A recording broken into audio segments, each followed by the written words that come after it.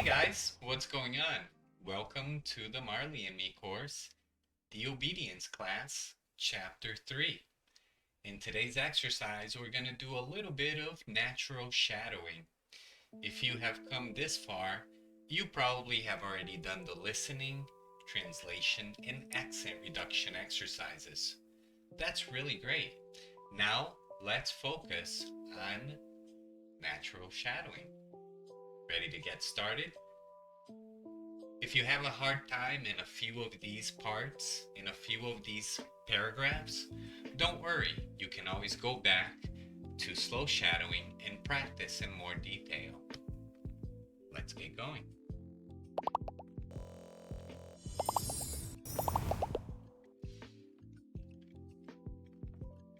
When Marley was 6 months old, Dr. J, the animal doctor, told us about an obedience class.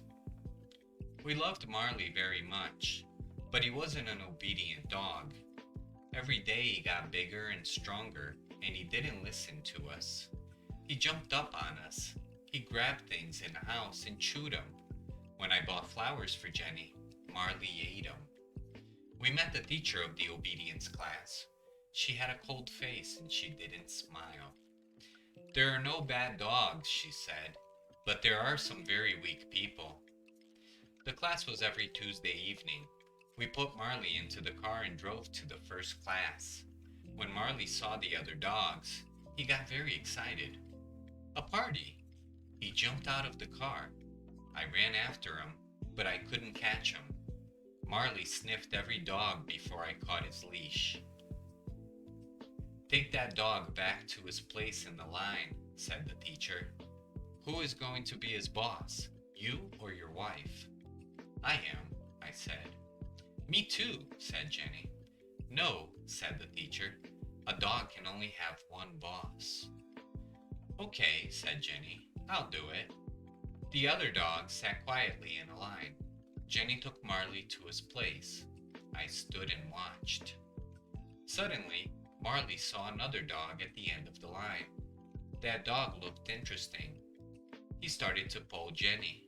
She tried to stop him, but she couldn't. Marley was stronger than Jenny, so he pulled her to the other dog. Then he sniffed around it. That dog thinks he's the boss, said the teacher coldly. She started to teach the class. Sit and down. Sit, Jenny told Marley, but Marley didn't want to sit. He jumped up and put his paws on Jenny. After the class, the teacher said, You have to be strong with that animal. You're the boss. Show him that. When we got home, Jenny said, You can take Marley to the class next week. The next Tuesday, Marley and I went back to the class. Jenny stayed at home. In the car, I said to Marley, I'm the boss. You're not the boss. I'm the boss. Do you understand? But Marley only looked at me and wagged his tail. Then he tried to chew my hands. In this lesson, the dogs had to walk quietly next to us. It was a very important lesson for Marley. When he went for a walk with Jenny and me, he always pulled us. The teacher gave us chains. Put the chain over your dog's head, she said. When he pulls you, pull him back with it. It will hurt him, so he'll stop pulling. I tried to put the chain over Marley's head, but Marley, of course, got very excited. A new game! He grabbed the chain with his teeth. I tried again, but each time Marley grabbed it. In the end, I got the chain over Marley's head and started to walk with him. When Marley pulled in front of me, I pulled him back with the chain, but then he pulled away again. Here, said the teacher, I'll show you.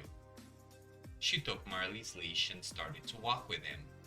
Marley pulled the chain, and the teacher pulled him back. But then Marley pulled the chain again. This new game was great. Then Marley saw me. He started to run to me, and he pulled the teacher after him. Marley was bigger and stronger than the teacher, so she couldn't stop him. She was very angry. After class, the teacher said, "Your dog That's right, she said.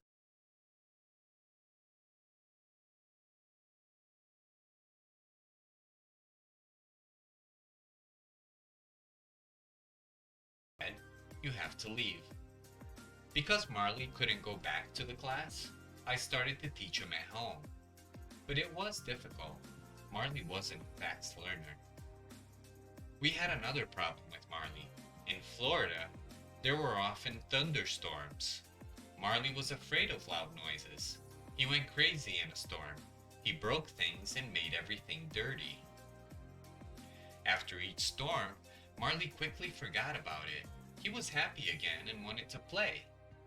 But in the next storm, the same thing happened.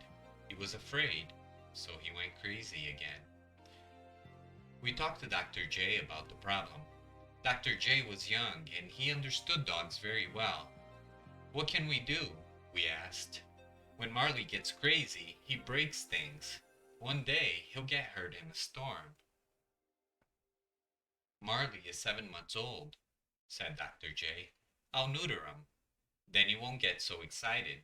He'll be a quieter, happier dog. I thought about that. Oh, I said. I don't really know. Yes, said Jenny. That's a great idea. Bring Marley here on your way to work, said Dr. J. It doesn't take long. He'll be ready by the afternoon. You can get him again on your way home. A week later, we took Marley to Dr. J. Marley ran from the house and jumped into the car. He was very happy. He loved to go out with Jenny and me, his two best friends. Jenny drove and I sat next to her with Marley. He pushed at the window with his nose. He wanted to sniff outside the car. I opened the window and Marley put his nose outside. I feel sorry for Marley, I said to Jenny. Then I looked at him. His front paws were out of the window. John, said Jenny, what's Marley doing? Please be careful. He's fine, I said. He only wants to put his head outside. Marley put his head out of the window. Deitar de novo. Marley put his head out of the window. Then suddenly, he pushed his front legs out, too. He tried to jump down on the road, but the road was very busy with cars. John, shouted Jenny, hold him. Jenny tried to stop the car, but she couldn't. The other cars drove around us very fast. It was very dangerous. Now Marley's front paws were down on the road. He ran next to the car. I grabbed him by his tail and Jenny stopped the car. Now what? I shouted. I couldn't pull Marley back into the car. I couldn't open the door. I couldn't get my other arm out, and there were cars all around us. The other drivers looked at us angrily. Jenny opened her door and got out of the car. She ran around it and grabbed Marley. I opened my door and got out too. In the end, we got Marley back into the car. When we got to Dr. J's, I took Marley inside. He sniffed everywhere, then he pushed over a table with magazines on it. I gave Marley's leash to Dr. J. Please neuter him as quickly as possible, I said. Please. That evening, when I took Marley home, I saw a change in him. He wasn't excited and crazy. He moved quietly and slowly. Good, I thought. Well, what did you think? Did you find this chapter challenging? Did you find it easy? Wonderful. Well, regardless of the result, I hope you enjoyed your studying of this chapter. And now we're going to jump right into chapter 4, where we're going to learn more vocabulary and we're going to learn a little bit more about Marley's life. Thanks so much for finishing chapter 3. It's now time to go to chapter 4. See you there.